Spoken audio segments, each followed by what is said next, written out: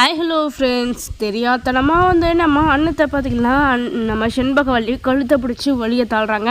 உண்மையிலே வந்து இப்படி ஒரு விஷயம் நடந்துச்சு அப்படின்னு சொல்லிட்டு நம்ம கார்த்திக்கோ அப்படி இல்லை நம்ம சண்முக வாத்தியாருக்கோ தெரிஞ்சிருந்தா கண்டிப்பாக வந்து நம்ம செண்பகவல்லிக்கு நடக்கிறதே வேறு.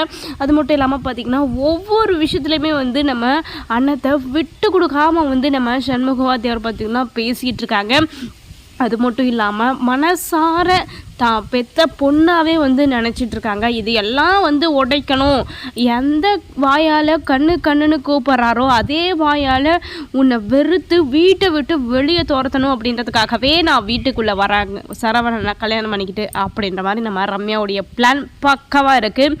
அவங்களுடைய பிளான் படியே தான் வந்து நம்ம சரவணனுக்கும் ரம்யாவுக்கும் பார்த்திங்கன்னா கல்யாணமும் சிறப்பாக நடக்க போகுது. ஏன்னா நம்ம சண்முக வாத்தியாரே பார்த்திங்கன்னா கல்யாணத்தை கூட நடத்தி வச்சுறதுக்கு வாய்ப்புகள் நிறையவே இருக்குது. ஏன்னா சொத்தையெல்லாம் பார்த்திங்கன்னா மறுபடியும் வந்து அவங்களுடைய அப்பா பேருக்கு வந்து எழுதி வச்சுட்டாரு.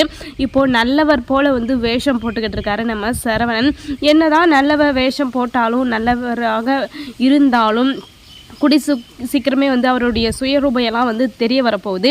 ஆனால் எந்த காரணத்தை கொண்டும் எப்படிப்பட்ட பிரச்சனை வந்தாலும் நம்ம செண்பகவல்லியுடைய சுயரூபமும் தெரிய போகுது. அது மட்டும் இல்லாமல் நம்ம சண்முக வாத்தியார் பார்த்திங்கன்னா நம்ம அண்ணத்தை விட்டு கொடுத்து மட்டும் பேசிடுவார் அப்படிங்கிற மாதிரி நம்ம ரம்யா கனவுல கூட நினைக்கக்கூடாது. அது மட்டும் நடக்கவே நடக்காது. ஏன்னா உயிருக்குயிராக நினைக்கிறதே வந்து நம்ம சண்முக வாத்தியாருக்கு பார்த்திங்கன்னா அண்ணன் மட்டும்தான். அந்த விஷயம் எல்லாருக்குமே தெரிய வரணும். கூடிய சீக்கிரமே வந்து நம்ம ரம்யாவும் புரிஞ்சுக்குவாங்க அப்படின்ற நம்பிக்கை எல்லாருக்குமே இருக்குது. அடுத்தது என்ன நடக்கும் அப்படின்னு நம்ம பொறுத்திருந்து பார்க்கலாம். இந்த மாதிரி இன்ட்ரெஸ்டிங்கான வீடியோ கேட்க நம்ம சேனலை சப்ஸ்கிரைப் பண்ணிக்கோங்க.